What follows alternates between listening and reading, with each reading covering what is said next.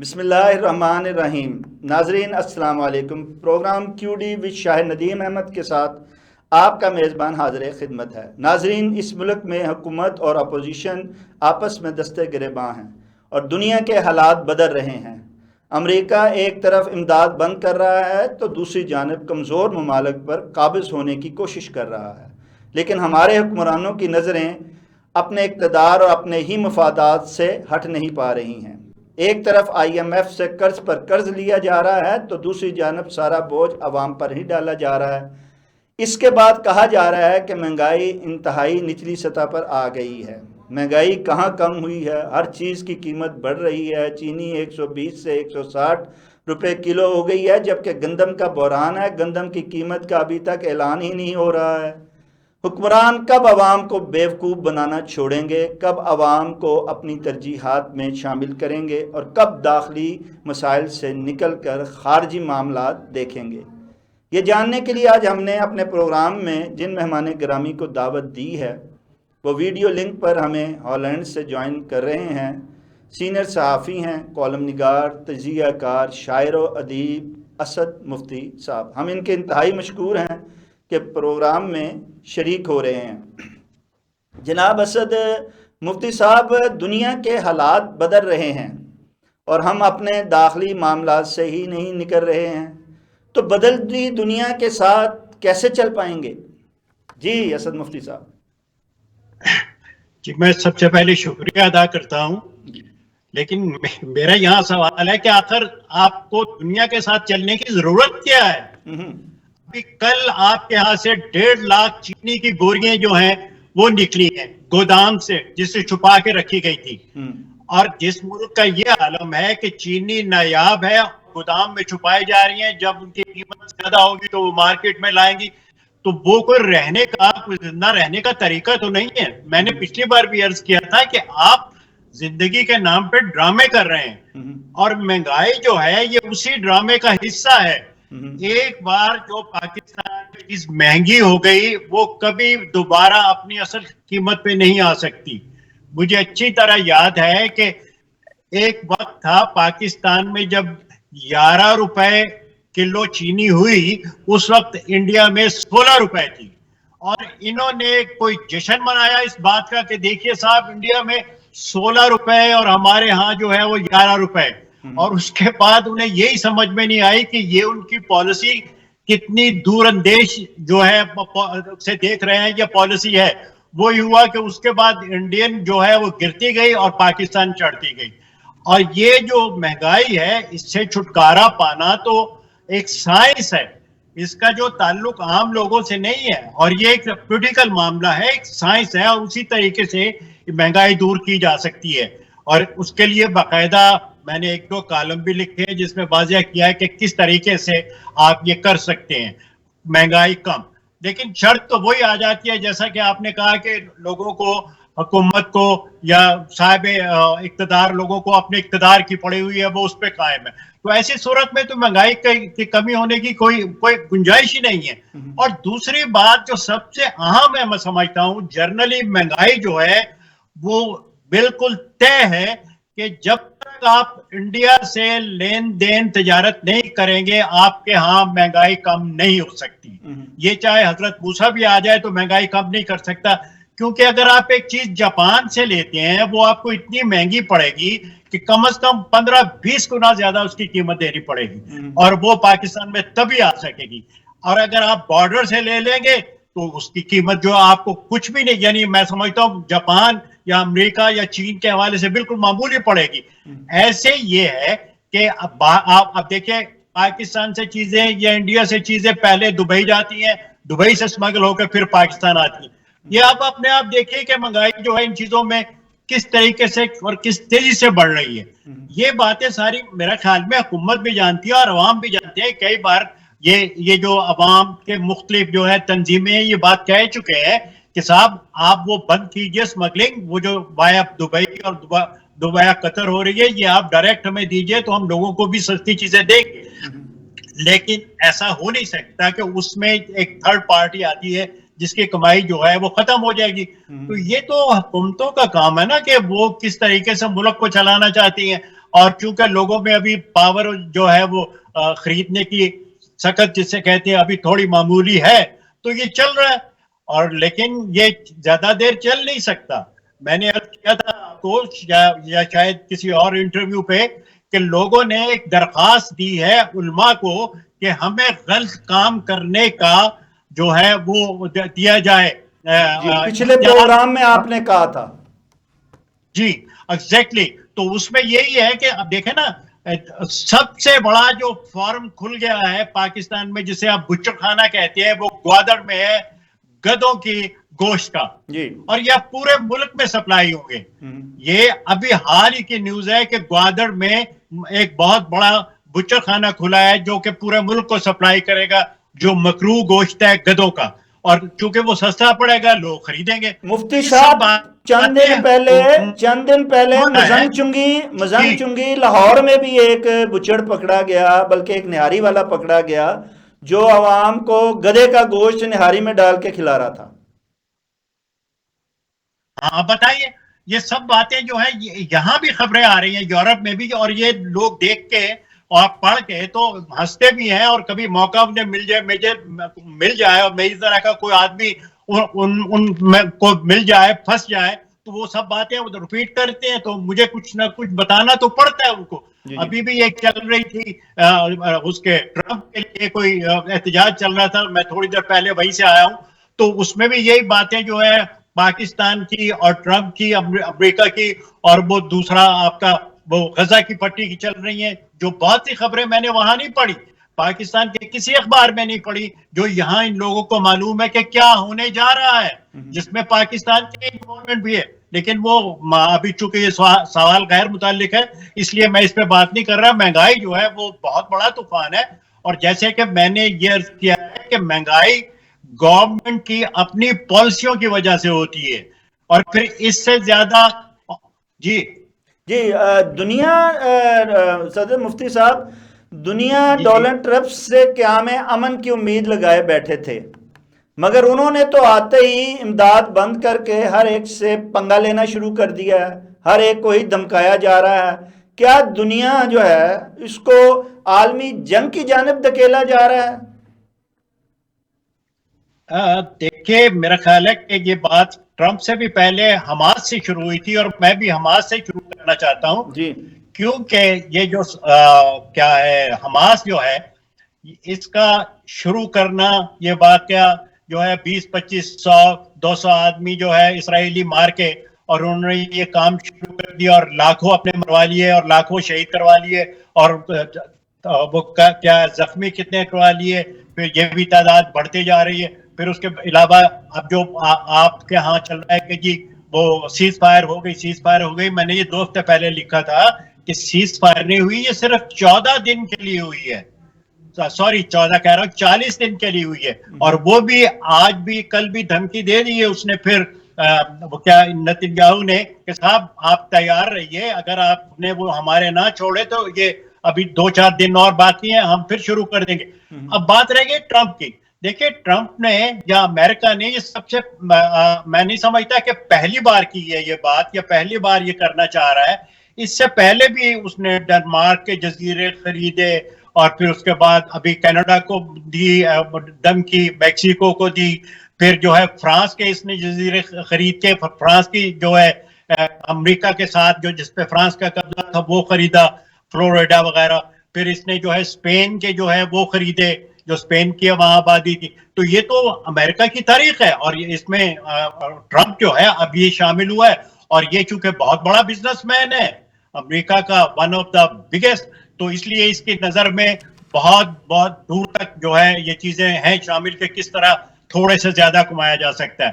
اور اب ٹرمپ جو ہے وہ جو غزہ کا جو اس نے حال کر کے اور اس کے بعد جو ہے اس پہ وہ جو بنانا چاہ رہا ہے وہ میرے خیال میں پاکستان میں پتہ نہیں بتایا گیا ہے کہ نہیں لیکن یہ یہاں تو ہے کہ وہاں لیگژری جو ہے ہوٹل بن سکتے ہیں وہاں بیچ بن سکتے ہیں ادھر وہاں تیل ہے گیس ہے وہ نکالی جا سکتی ہے پھر اس کے بعد جو ہے وہاں کروز بن سکتے ہیں جو عیاشی کے لیے اڈے ہوں گے امیر آدمیوں کے لیے سے ہم عیاشی کہتے ہیں ان کے لیے تو فری ہے تو وہ ہوں گے تو سارا کچھ میرے خیال میں کہ ٹرمپ پہلی بار کر رہا ہے لیکن ٹرمپ بڑا سائنٹیفک طریقے سے کر رہے ہیں، اور ساتھ میں اس کے دھمکی بھی شامل ہے، اور ساتھ میں اس کے امداد بند کرنے کا، جیسے اس نے کہہ دیا ہے کہ 1.5 ارب کی امداد جو ہے مصر کے لیے ہم بند کر دیں گے، جارڈن کے لیے بند کر دیں گے، اور بھی جو ملک اس میں شامل ہونے کی کوشش کرے گا اس کی بھی بند کر دیں گے۔ انڈائریکٹلی یہ پاکستان کے لیے بھی دھمکی ہے۔ اور جو جیسے وہ کہہ رہا ہے کہ صاحب جو فلسطینی ہیں ہم کچھ سعودی عرب بھیج دیں گے، کچھ جارڈن بھیج دیں گے، اردن کچھ جو ہے اس میں مصر میں بھیج دیں گے، تو اس میں پاکستان کا بھی نام آ رہا ہے۔ یہ میں پھر ان سے کہہ رہا ہوں۔ اچھا، یہ تو ہم آگے پوچھتے ہیں آپ سے اسد مفتی صاحب، لیکن دنیا جو ہے وہ ان چیزوں کو ماننے کے لیے جو ہے وہ تیار نہیں ہے، بلکہ اس سے اختلاف کر رہی ہے۔ تو کیا آپ سمجھتے ہیں کہ کیا چین، روس، یورپ اور مڈل ایسٹ، اسرائیل، امریکہ ایجنڈے کو ناکام بنا پائیں گے اور دنیا کو ایک بڑی جنگ سے بھی بچا پائیں گے؟ دیکھیں بھی جنگ کا تو امکان جو ہے وہ نہیں، میں نہیں سمجھتا کہ جنگ کہتے ہیں وہ ہو سکتی ہے، لیکن یہ بات ہمیں مد نظر رکھنی چاہیے کہ امریکہ سب کا ہمسایہ ہے۔ یہ جو کہتے ہیں نا کہ فلاں ہمسایہ اور فلاں نہیں، امریکہ سب کا ہمسایہ ہے، اور ہر ملک کو اپنے اپنے مفاد عزیز ہیں۔ اس پہ ہر ملک ایک حد تک، جس حد تک وہ اجازت دے گی اس کی سیاست وہ چلے گا۔ انہیں پاکستان کی طرح وہ برادرہڈ اور ہمارے مسلم بھائی یہ نہیں ہے کہ ہمارے کرسچن بھائی اور ہمارے فلاں بھائی، یہ نہیں ہے، وہ اپنے اپنے مفادات دیکھتے ہیں۔ ابھی اس نے پوٹن سے بات کی ہے، اس نے اس کے لیے یوکرین کے لیے طے کر لیا ہے کہ وہاں بہت جلدی صلح ہوگی۔ اس نے بھی کہہ دیا ہے کہ ہم صلح کرنے کے لیے تیار ہیں۔ اسی طریقے سے اس نے عربوں کو بھی کہا ہے جو کہ مان جائیں گے، اس کا تو سوال ہی پیدا نہیں ہوتا۔ 1.5 ارب کی امداد کون چھوڑے گا جو ہے کوئی ملک۔ اور اسی حساب سے میں سمجھتا ہوں یہ بات کہ جنگ کا تو مشکل ہے، لیکن امریکہ کی تھوڑی بہت مخالفت اپنے اپنے طور پہ ہوگی، لیکن آخر کار گھٹنے ٹیکنے پڑیں گے، جیسے کہ مختلف موقعوں پہ گھٹنے ٹیکے ہیں۔ ابھی ایران کے گھٹنے ٹکوا دیے ہیں اس نے، یہ کہہ کے کہ بھئی تم بعد آ جاؤ اس کو کرنے کے لیے، کیا ہے یہ غزہ کے لیے، اور ایران چپ ہو کے بیٹھ گیا۔ تو میرے خیال میں کہ ایسی ابھی تک کوئی، میری نظر میں نہ یورپ میں کوئی ایسی تحریک ہے یا موومنٹ ہے جس سے یہ پتہ چلے جنگ منگ کے امکانات ہیں۔ تو باقی باتیں جو ہیں وہ آپ کے ہاں جو ہے بتائی جا رہی ہیں، وہ میں سمجھتا ہوں بہت کم ہے، پوری باتیں نہیں بتائی جاتی، کھل کے جو ہے وہ بات نہیں وہاں کی جاتی۔ یہاں تو ایسے لگتا ہے اسد مفتی صاحب کہ ایک کے بعد ایک کی باری آ رہی ہے، اور آنے والے وقت میں جو ہے جیسے آپ نے بھی کہا ہے کہ پاکستان کی بھی باری آنے والی ہے۔ آپ کیا سمجھتے ہیں کہ اس صورتحال میں پاکستان کہاں کھڑا ہے اور پاکستان کیا کر سکتا ہے؟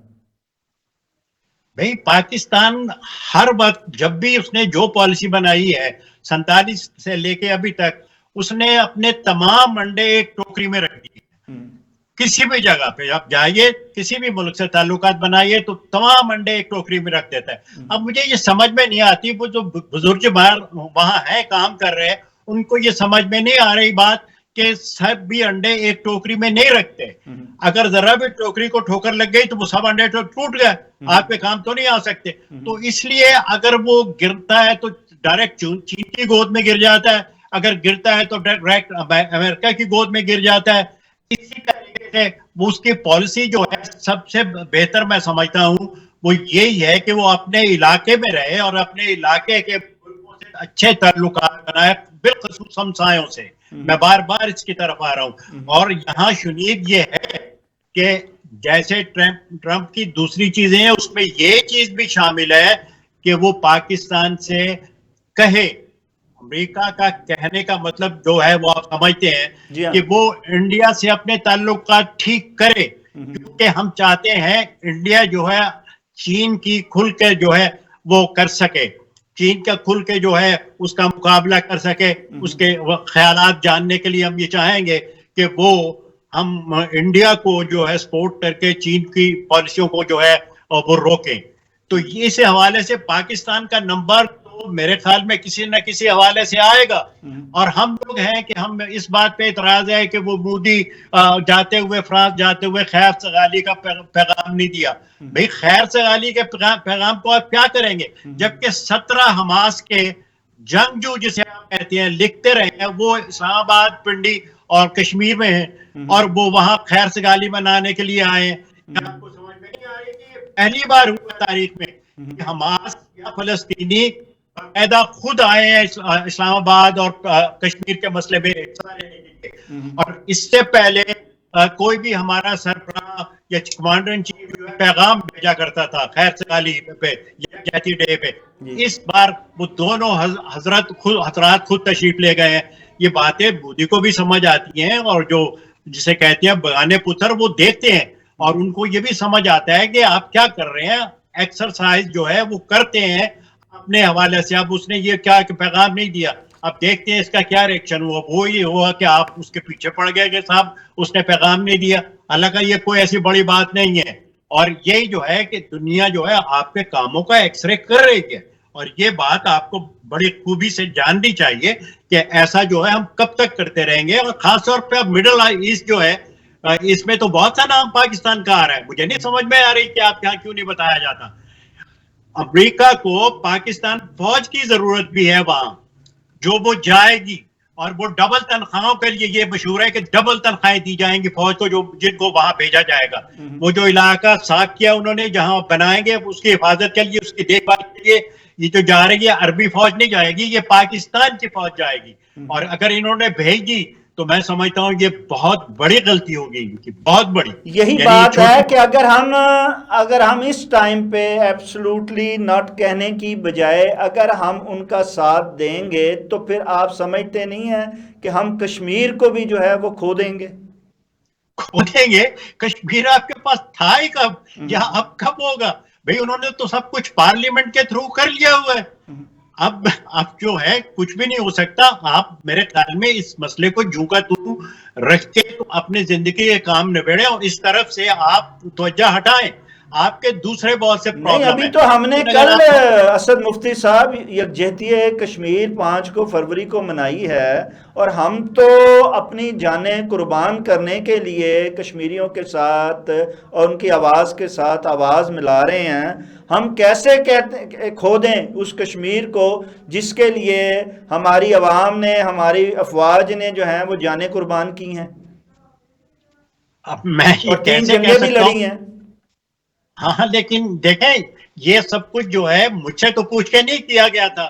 سب سے پہلے 48 میں کہ آپ وہاں وہ بھیج دیں, قبائلی بھیج دیں, اور جو حشر ہوا وہ سب کو پتا ہے اور سب جانتے ہیں.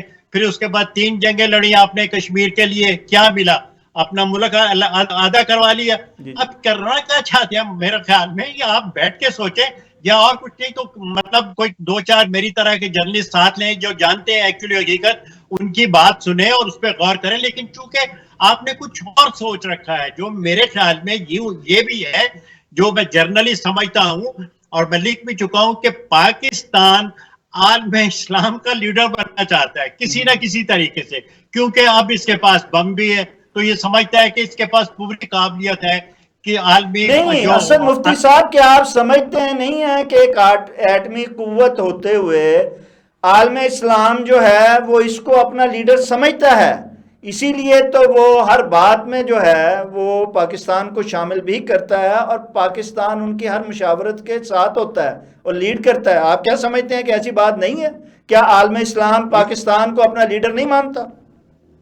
سوال ہی پیدا نہیں ہوتا. اب دیکھیں یہ جو میں آپ کو مثال ابھی میں نے دی ہے کہ حماس کے لیڈر پہنچے ہوئے ہیں. کچھ سال پہلے حماس نے باقاعدہ آفیشیل بیان دیا تھا, اسٹیٹمنٹ تھی کہ پاکستان ہمیں کشمیر کے مقابل کے لیے نہ چنے, ہمیں کشمیر کے حوالے سے یاد نہ کرے. ہمارا اپنا مسئلہ ہے, پاکستان کا اپنا مسئلہ ہے. یہ بھائی چارہ نہیں ہے, یہ اسلامک وہ نہیں ہے. ہم اپنا مسئلہ خود طے کریں گے. ہمارا اسرائیل سے اور جھگڑا ہے, پاکستان کا انڈیا کے ساتھ اور جھگڑا ہے, یہ اوپنلی کہا تھا. لیکن اب چونکہ حالات پھر ہاتھ سے نکلتے جا رہے ہیں, اب وہی آدمی وہی تنظیم جس نے یہ کہہ رکھا تھا اب اسلام آباد پہنچی ہوئی ہے. تو سیاست تو یہ ہے نا, یہ ہاتھ سے نکلتے جاتی ہے. اب رہ گئی بات یہ کہ لیڈر سمجھتے ہیں پاکستان کو.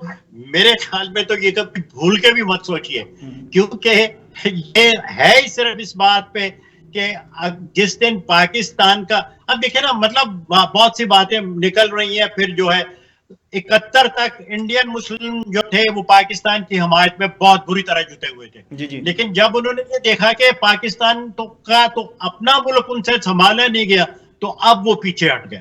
اب وہ پاکستان کی حمایت کچھ سوچ سمجھ کے کرتے ہیں, لیکن پہلے اوپنلی کرتے تھے. یہ باتیں باقی ملکوں کے لیے بھی ہیں, ان کو پتا ہے کہ پاکستان گیو اینڈ ٹیک کرنے کے لیے ہر وقت آمادہ ہوتا ہے, ہر اگر آپ ہر دوسرے دن جو ہے مڈل ایسٹ پہنچ جاتے ہیں پیسوں کے لیے, ابھی پھر جو ہے کل وہ گئے ہوئے ہیں دونوں, وہ کیا ہے کمانڈر ان چیف اور دوسرا, تو لوگوں کو پتہ نہیں کہ ان کی جان کس بری طرح شکنجے میں پھنسی ہوئی ہے. جیسے وہ کہا ہے کہ بھئی آ گئی جان شکنجے اندر, ہن رہو تھے بننا. مراد ہے یہ سب باتیں ہمیں سوچنی چاہیے, ہمارے انٹلیکچوئل کو لکھنی چاہیے. یہ لکھنے کیوں نہیں دیتے, مجھے یہ سمجھ میں نہیں آتا. یہ اخبار رسالے جو ہے یہ لکھنے دیں گے تو عوام تک کچھ بات پہنچے گی. اور عوام تو ویسے بھی جو میں سمجھتا ہوں پاکستان کے, وہ تو بس ان کا تو خدا حافظ ہے, وہ تو جنگوں میں وہ سبز پتوں کہہ رہا ہوں, سب لباس والے لوگوں کو ڈھونڈ لیتے ہیں جو ان کے بم پکڑ لیتے ہیں, اور وہ کہاں سے کہاں پہنچ جاتے ہیں ان کی باتیں. اس لیے میرے خیال میں یہ ہے کہ وہاں پاکستان میں جرنلسٹوں کو, انٹلیکچوئلس کو ایسی میٹنگ کرنی چاہیے, انہیں بتانا چاہیے کہ حالات ہمارے ہاتھ سے نکلتے جا رہے ہیں, اور آپ کی جو مقامی سیاست ہے اس کو آپ جو ہے اسی رنگ میں لیں. لیکن بین الاقوامی حوالے سے آپ دیکھیں تو آپ کا ملک بہت بری طرح جو ہے جکڑا ہوا ہے.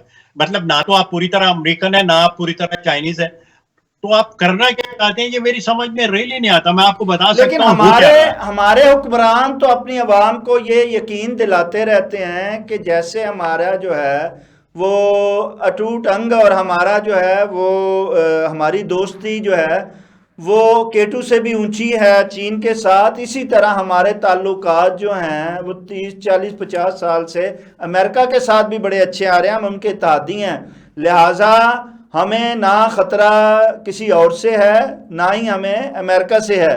ہم امریکہ سے بھی اچھے تعلقات ہیں ہمارے, اور چین کے ساتھ بھی ہمارے اچھے تعلقات ہیں, جبکہ آپ کہہ رہے ہیں کہ ان کے تعلقات کسی سے بھی اچھے نہیں ہیں.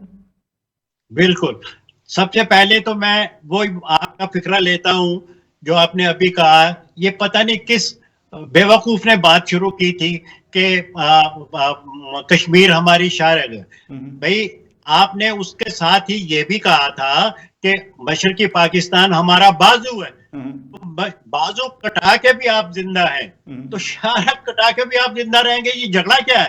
دوسری بات آپ نے یہ کہی کہ وہ ہمالیہ سے بلند دوستی اور سمندر سے گہری دوستی, یہی کہا ہے نا.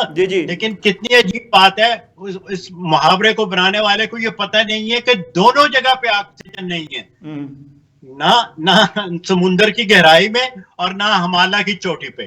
تو یہ کیسے زندہ رہیں گے؟ صرف یہ کہہ کے تو زندہ نہیں رہ سکتے کہ ہماری وہاں تک ہے, ہماری یہاں تک ہے. اور اگر یہ بات مان لوں کہ آپ کے چین سے بڑے اچھے تعلقات ہیں, تو ابھی حالیہ یہ پچھلے ہفتے جو زرداری وزیرت پریزیڈنٹ چین گئے ہیں, یہ ان کا 19واں دورہ ہے. پچھلا بھی جو پیریڈ تھا اس میں, اور یہ ملا کے پہلے 18 تھے, اور یہ 19 بار گئے ہیں. 19 بار چین جانے کا مطلب یہ ہے کہ آپ کے اچھے تعلقات ہیں. اور آپ اب صرف ہیڈ آف اسٹیٹ ہی نہیں جاتا, وزیر اعظم یا صدر ہی نہیں جاتا, اب تو آپ کمانڈر ان چیف کو بھی پیسے بھیجنے کے لیے, پیسے لینے کے لیے بھیجتے ہیں, اور اگر نہیں تو اس کو ساتھ لے جاتے ہیں ایز اے ضمانت. ابھی کل پرائم منسٹر ہمارا ان کو لے گیا ہے ضمانت کے طور پہ کہ یہ ضمانت دیں گے. نہیں اسد مفتی صاحب, ہماری اہل قیادت جو ہے سیاسی, ان کا تو کوئی اعتماد ہی نہیں رہا ہے بیرون ممالک اور بیرونی دنیا میں. یہاں تو جو ہے جب تک چیف صاحب ساتھ نہیں جاتے ہیں یا چیف صاحب ضمانت نہیں دیتے ہیں, ان کو تو قرضہ بھی نہیں ملتا ہے. IMF بھی جو آ کے سب سے پہلے جو پوچھتی ہے وہ ہماری جو ہے وہ اکثری قیادت سے پوچھتی ہے, اس کے بعد وہ یہ صحیح کہہ رہے ہیں آپ. یہ کوئی ایک واقعہ نہیں ہوا, بہت بار ایسا ہوا ہے کہ وہاں کا ایک سیکٹری لیول کا آدمی, اسسٹنٹ وہ کیا ہے منسٹر لیول کا آدمی سب سے پہلے آتا ہے تو کمانڈر ان چیف سے ملتا ہے. بھئی تمہارا کیا کام ہے کمانڈر ان چیف سے؟ تو یہ بات جو آپ کر رہے ہیں یہ ابھی سے نہیں ہو رہی, یہ بہت عرصے سے ہو رہی ہے, اور اس کی وجہ بھی یہی ہے جیسے میں کہہ رہا ہوں کہ یہ حقیقت, اس حقیقت کو ہمیں ماننا چاہیے. جب یہ حقیقت ہے تو ہمیں ماننا چاہیے کہ ہماری سیاسی قیادت جو ہے وہ اہلیت اور صلاحیت ہی نہیں رکھتی ہے, اس لیے غیر سیاسی قوتوں کو آگے آنا پڑتا ہے. تو یہ بات آپ بار بار کہیے نا ان کو. میں تو مانتا ہوں, جانتا ہوں, نام بھی جانتا ہوں ان کے کہ کون کس کو ملنے آیا تھا اور کیا بات ہوئی. میں نے آپ کو پچھلی بار مثال بھی دی تھی کہ ایک بار جنرل مشرف نے واجپئی سے ملنے کی درخواست کی تھی, تو اس نے کہا کہ یہ باقاعدہ ریٹرن ہے ان کے پاس جو ہے خط, اس نے کہا تھا کہ جناب مجھ سے کیا آپ لینا چاہتے ہیں, مجھ سے کیوں ملنا چاہتے ہیں, اگر کوئی آپ کو کام ہے تو میرے کمانڈر ان چیف سے ملیے. اور اس کے بعد چپ ہو گئے. مراد یہ ہے کہ ان کو پتا ہے, لیکن مطلب چل رہا ہے ملک تو چل رہا ہے. اب میں کیا کہہ سکتا ہوں, میں آپ پہ نشاندہی کر سکتا ہوں ہر بار ہر روز کر سکتا ہوں جو یہ کرتے ہیں, لیکن کیسے ختم ہوگا اس کا بھی پتا ہے مجھے, لیکن وہ ایسا کرنے کو تیار نہیں ہے. اور آپ کے جو پچھلی ہمارے معاملات جو ہیں وہ سلجھنے کی بجائے اسد مفتی صاحب الجھتے ہی جا رہے ہیں. گزشتہ دور حکومت میں ڈونلڈ ٹرمپ نے یہ ان کو بلکہ کہا تھا کہ اگر آپ کشمیر پہ مسالت کوئی کرنا چاہتے ہیں اور میری آپ کو خدمات کی ضرورت ہے تو میں یہ کروا دیتا ہوں, میں کروا سکتا ہوں. کیا وجہ ہے ہماری قیادت جو ہے وہ اس جانب نہیں جا رہی ہے؟ اور اب تو ڈونلڈ ٹرمپ دوبارہ آئے ہیں, کیا یہ اپنی سفارتی کاوشوں سے اور خارجی معاملات کو آگے لے جا کر اس جانب توجہ دے کر اپنے معاملات جو ہیں وہ سلجھا نہیں سکتے ہیں دنیا کے ساتھ, اپنے ہمسایوں کے ساتھ؟ نہیں, وہ یقیناً سلجھا سکتے ہیں اور وہ کرے گا بھی کسی حد تک اپنے حوالے سے. لیکن ابھی آپ نے جو کشمیر کی بات کی ہے اس میں امریکہ کا کچھ نہیں. انڈیا کہتا ہے کہ ہمارا یہ انٹرنل مسئلہ ہے, ٹھیک ہے, ہم جانے اور پاکستان جانے, اس میں کوئی تیسرا ملک دخل نہیں دے سکتا. ایک اصول کے تحت کہ ہمارا آپس کا جھگڑا ہے, ہم آپس میں طے کریں گے, کوئی آدمی جو ہے اس میں تیسرا ملک دخل نہیں دے سکتا. لیکن امریکہ کے کہنے پہ یہ دونوں بیٹھ تو سکتے ہیں, معاملات کو سلجھا تو سکتے ہیں, جو بیٹھ نہیں پا رہے ہیں. اب یہ کہتا ہے پاکستان کے ہمارے ساتھ بیٹھو, انڈیا بیٹھنا ہی نہیں چاہتا ہے. جب وہ بیٹھنے کے لیے اس پہ پریشرائز امریکہ کا دلوایا جا سکتا ہے پریشر. دیکھیے یہی تو میں عرض کر رہا ہوں کہ انڈیا نے تو یہاں تک بھی کہہ دیا تھا واجپئی نے لاہور آ کے کہ مسئلہ کشمیر زندہ ہے. آپ کو شاید یاد ہوگا, پاکستان یادگار پاکستان, اس نے یہاں تک پہلی بار یہ بات کہی تھی انڈیا نے کہ مسئلہ کشمیر زندہ ہے, ہم بات کر رہے ہیں. اس کے بعد کیا ہوا, وہ ٹیررزم کی جے ہو گئی. تو وہ جتنی چیزیں تھیں انڈیا نے واپس لے لی کہ صاحب ابھی بھی وہ کہہ رہا ہے کہ میں آپ سے بات نہیں کروں گا. ہم کہتے ہیں یہ کر لو وہ کر لو, کرکٹ کھیل لو, اس میں سیاست ہے فی الحال. وہ کہتا ہے نہیں ہو سکتا ہے, یہ ہو ہی نہیں سکتا. اگر آپ کے ہاں سیاست آ سکتی ہے بغیر کسی بات کے تو میرے ہاں بھی کرکٹ میں سیاست آ سکتی ہے, مان لیا. لیکن کچھ نہیں, وہ ماننے کو تیار ہی نہیں ہے آپ کی کوئی بات. جب تک آپ کے ہاں سے ڈائریکٹ انڈائریکٹ ٹیررزم ختم نہیں ہوگی. وہ اوپن کہتا ہے, یہ میں نہیں کہہ رہا, اوپن کہتا ہے. اور اسی حوالے سے میں آپ کو, لیکن اسد مفتی صاحب یہ بھی تو بات ماننی پڑے گی, اگر وہ ہمارے پہ الزام لگاتا ہے یا ہمیں مد الزام ٹھہراتا ہے تو وہ بھی کون سا کسر چھوڑتا ہے, وہ بھی در اندازی کا کوئی موقع نہیں چھوڑتا ہے, اور کوئی دہشت گردی کا جو ہے وہ موقع ہاتھ سے جانے نہیں دیتا ہے, چاہے افغانستان کے رستے کرے, چاہے ایران کے رستے کرے, یا ڈائریکٹلی کشمیر کے رستے کرے. وہ کون سا باز آ رہا ہے جو ادھر سے وہ صرف کہتا ہے کہ ٹیررزم ادھر سے ہو رہی ہے. ٹھیک ہے, یہ بات آپ کہہ رہے ہیں, میں بھی کہتا ہوں, لیکن یہ ہم اس سے زیادہ آگے نہیں جاتے, نہیں سوچتے کہ یہ سب ایکشن کا ریئیکشن ہے. ٹھیک ہے, میں اب آپ کو ریئیکشن بتاتا ہوں. انڈیا چین کا مقابلہ کرنا چاہتا ہے, چین کے سامنے کھڑا ہونا چاہتا ہے, چین کے حوالے سے انڈیا کو یاد کیا جاتا ہے. پاکستان کو وہ اس قابل ہی نہیں سمجھتا کہ اس کے بارے میں بات کی جائے. اگر وہ ایسا کرتا ہے تو اس کو وہ خود بھی 10 سال پیچھے جا پڑے گا. اگر وہ شرارت کرے, اگر وہ ٹیررسٹ بھیجے, اگر وہ بارڈر پہ کرے تو وہ دن بدن کم ہوتا جائے گا. یہ ایک کامن سینس ہے. چونکہ ہمیں اس بات کی پرواہ نہیں ہے, ہم نے چین سے لیا ہوا ہے معاملہ اور چین نے ہم سے لیا ہوا ہے. چین یہ کبھی نہیں چاہے گا کہ پاکستان انڈیا کو تنگ نہ کرے, کیونکہ جب تک وہ تنگ نہیں کرے گا اس وقت تک وہ چین سے نہیں بیٹھے گا. اچھا اسد مفتی صاحب, ہمیں تو ہر کوئی استعمال ہی کر رہا ہے. اگر چین استعمال کر رہا ہے تو اب تک امریکہ بھی استعمال کرتا رہا ہے. تو ہم کیا کریں اس صورتحال میں؟ کیسے ان دو جو ہیں بڑے لڑاکا جو ہیں, بل جو اتنے بڑے فائٹر ہیں, ان دونوں میں ہم پس رہے ہیں. ہماری قوم جو ہے یا ہماری عوام جو ہے وہ قربانیاں دے رہی ہے. ہم کیسے اس سے نکل سکتے ہیں؟ بھئی دیکھیے, میں نے پچھلی بار بھی عرض کیا تھا کہ آپ کسی سے مقابلہ نہ کریں, آپ کا مقابلہ صرف انڈیا سے ہے. آپ دیکھیں کہ ایک ہی دن دونوں ملک آزاد ہوئے ہیں, وہ کہاں پہنچ گئے, ہم کہاں رہ گئے. یہ تو آپ کر سکتے ہیں کہ ایک ایک سبجیکٹ کو لے کے اس پہ جو ہے ڈسکس کر کے اس کو حل کریں اور پھر دوسرا لیں, پھر یہ تو آپ کر سکتے ہیں. پہلے دن سے لے کے آپ نے نہیں کیا اور آپ نہیں کرنا چاہتے. یہ اس کے لیے جب تک آپ کریں گے نہیں تو آپ کو حل تو ملے گا نہیں. اس لیے آپ جتنے مسائل ہیں وہ کیسے بھی لوگوں کو نہ پتا چلے, آپ انڈر دا کارپٹ کر رہے ہیں, لوگوں کو باہر نہیں آنے دیتے, کہنے نہیں دیتے. جیسے کہ میں اکثر کہتا ہوں کہ یورپ میں خاص طور پہ ہالینڈ میں کوئی بھی ایسی تنظیم نہیں ہے جو under ground who, not a single one. جو آپ نے کرنا ہے کھل کے کیجئے, اخباروں میں آئیے, رسالوں میں آئیے, لکھیے, باہر آئیے, ڈیمانسٹریشن کریے. کوئی انڈر گراؤنڈ تنظیم نہیں ہے. اور یہ وہیں ہوتا ہے جہاں کہ کسی پہ جو ہے آپ نے خام خواہ کا وہ نہ ڈالا ہو. اور اگر آپ یہ سمجھتے ہیں کہ آپ ان پہ روب داب ڈال کے اور ان کو بندوق دکھا کے کر لیں گے تو وہ انڈر گراؤنڈ چلے جائیں گے. اس لیے میں بار بار کہہ رہا ہوں کہ یورپ میں بھی یہ جو تھوڑے بہت ہیں کچھ ملکوں میں انڈر گراؤنڈ, ان کا آپس میں رابطہ ہے. اور یہ رابطہ جو ہے وہ اپنی اپنے ملکوں کی حکومت وہ ختم کر رہی ہے, بڑی تیزی سے وہ ختم کر رہی ہے. لیکن آپ کو پھر آئے دن, ابھی سویڈن میں پچھلے دنوں, ابھی 2 ہفتے پہلے جو ہے ایک آدمی نے جو ہے 7 آدمی سویڈش مار دیے. تو وہ دراصل سویڈش نے سویڈش کو نہیں مارا ہوتا, وہ سویڈش آدمی نے غیر ملکیوں کو مارا ہوتا ہے اپنا غصہ نکالنے کے لیے, لیکن ان کو نظر میں نہیں آتا تو وہ اپنوں پہ چلا دیتے ہیں. اس سے پہلے بھی جو ہے ہوا تھا ایک بار, پوری جو ہے پولیٹیکل پارٹی پہ اس نے گولیاں چلا دی تھی.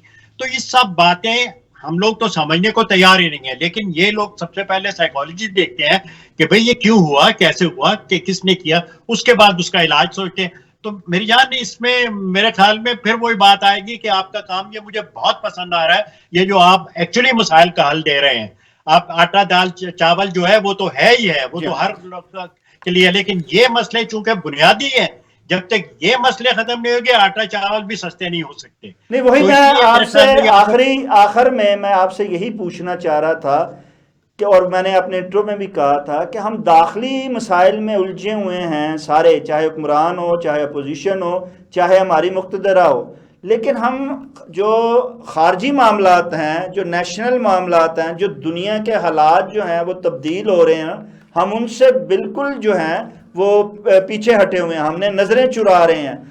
کیا آپ کہتے ہیں موجودہ حالات میں, اسد مفتی صاحب سجیشن دیتے ہیں کہ ہم اپنے داخلی اور ہمارے خارجی معاملات کیسے درست کر کے اپنا نہ صرف بہتر مقام تھوڑا بنا سکتے ہیں, بلکہ اپنے ملک کو جو ہے وہ آگے لے کے بھی جا سکتے ہیں, تاکہ اندرون پاکستان کے ساتھ ساتھ بیرون پاکستان بیٹھے ہوئے جو ہیں وہ کم سے کم دوسروں کی آنکھوں میں آنکھیں ڈال کے بات تو کر سکیں, کچھ بتا تو سکیں.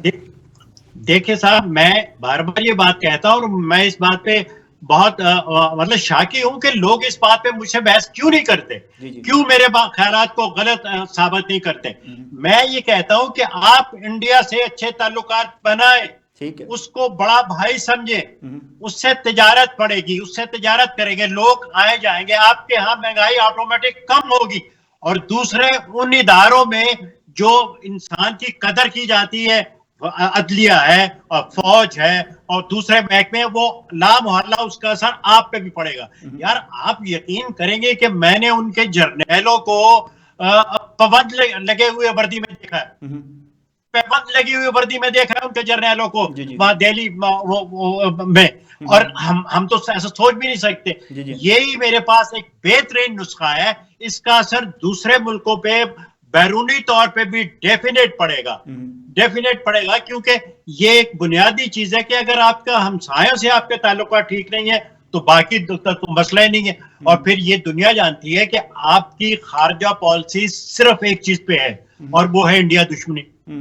لوگوں کو یہ پتا ہے کہ صرف انڈیا دشمنی کی پالیسی جو ہے انڈیا کی. اور اگر آپ اس سے دوستی کریں گے, حقیقی معنوں میں دوستی, وہ گجرال صاحب جو کہہ رہے تھے اس کی طرح نہیں کہ ہم سامنے سے دوستی کریں اور آپ بیک یارڈ سے پھر دیواریں پھلانگ کے آ جائیں. لیکن آپ کے ہاں تو مسئلہ یہ ہے نا کہ 2 ٹرک بھر کے فوجیوں کے آئے تو حکومت بدل دیتے ہیں, ٹی وی پہ قبضہ کیا اور حکومت بدل گئی. ایسا دنیا میں نہیں ہوتا.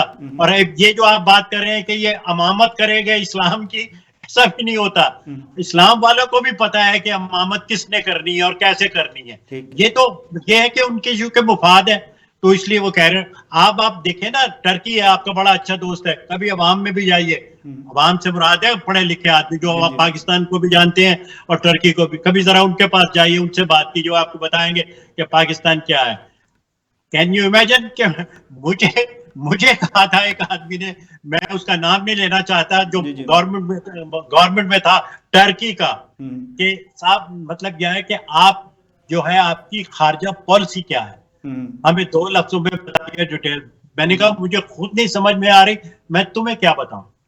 यू बिलीव मी, उनको हमारी खारजा पॉलिसी की समझ नहीं आ रही.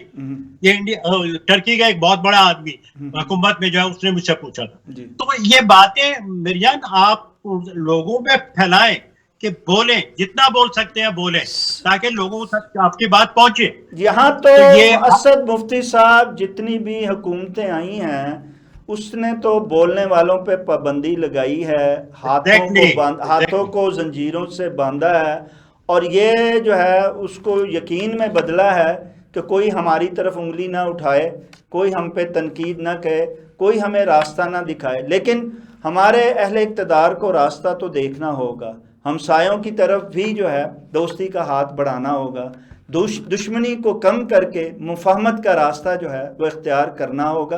तभी हम दुनिया में आगे बढ़ सकते हैं और अपने आप को मनवा सकते हैं. नाज़रीन, इसके साथ ही प्रोग्राम का वक्त ख़त्म हुआ चाहता है. अपने मेज़बान शाहिद नदीम अहमद को इजाज़त दीजिए. आपका, हमारा, हम सब का अल्लाह निगहबान.